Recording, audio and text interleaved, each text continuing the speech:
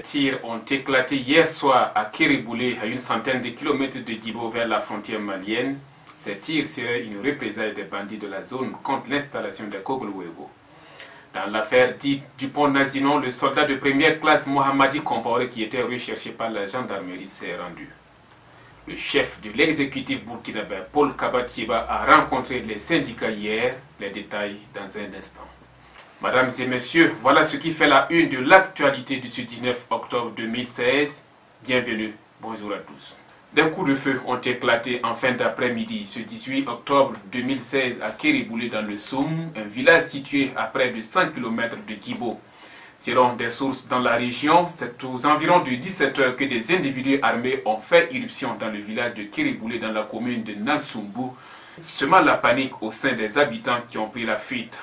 Selon les témoignages de natifs de la localité, ces tirs seraient une représaille des bandits de la localité contre l'installation récente de l'antenne locale des Kogluwego. La recrudescence des attaques ces derniers temps dans la zone avait poussé en effet la population à faire appel aux Kogluwego. Ces derniers venus de Boulsa auraient réussi en un laps de temps à dérouter et arrêter plusieurs délinquants. Quant à l'identité des assaillants, des témoins indiquent qu'ils sont de la région et que le chef de bande est originaire de Djibo. Ils opèrent selon les mêmes sources vers la frontière avec le Mali dans un grand bosquet. Les coups de feu auraient séché aux alentours de 19 h. Le bilan encore non officiel fait état de 2 morts. À noter que Kéréboulé est situé près de la frontière malienne, non loin du site du mine d'Inata. Du nouveau dans l'affaire dite Dupont-Nazinon, le soldat de première classe Compaoré Mohamadi, qui était recherché par la gendarmerie, a été retrouvé à Apri, Burkina 24, en service au 31e régiment d'infanterie commando de Tenkodogo. Il faisait l'objet d'un avis de recherche depuis le 16 octobre 2016. L'homme s'est rendu après avoir été incité et convaincu par ses proches. L'adjudant Gaston Koulibaly, soldat également de l'ex-RSP, lui est toujours recherché. Les 2 militaires sont suspectés d'être impliqués dans l'affaire Dupont-Nazinon où 4 militaires ont été arrêtés. Depuis un certain temps, la question des dotations des écoles en manuels scolaires et vivres pour la cantine scolaire suscite un intérêt chez les acteurs et partenaires de l'éducation au Burkina. Face à cette situation, le ministère de l'Éducation nationale et de l'alphabétisation, à travers sa direction de l'allocation des moyens spécifiques aux structures éducatives, a invité la presse et le syndicat autonome des travailleurs de l'éducation de base à visiter des entrepôts de vivres et de manuels ce mardi 18 octobre 2016 à Ouagadougou.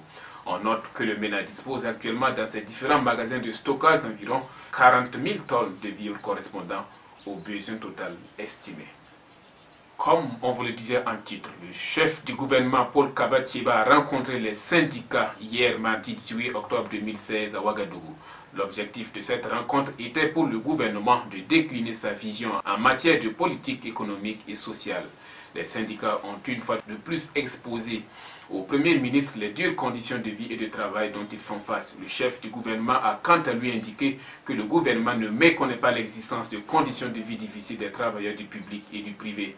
Cependant, a-t-il ajouté, l'existence ou la persistance de ces problèmes doivent être appréhendés de manière objective, comme étant la résultante conjuguée de la malgouvernance de ces longues années écoulées du régime défunt et des turbulences politiques intervenues ces dernières années qui ont sévèrement ralenti les investissements, le commerce, le tourisme et l'activité des services.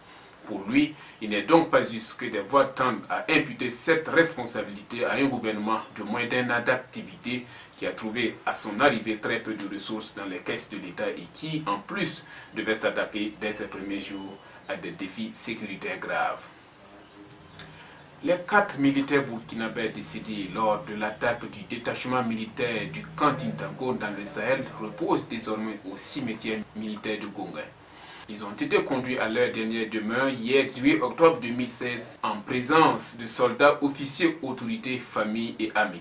Les 4 gendarmes tués, Amidou Bationo, Joël Ouedraogo, Alain Ouedraogo et Adama Dabourgou, ont été décorés à titre posthume de la médaille d'honneur militaire.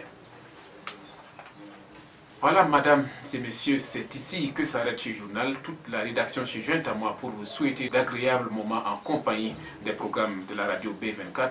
L'actualité continue sur www.radiob24.com. A bientôt pour d'autres sessions d'information.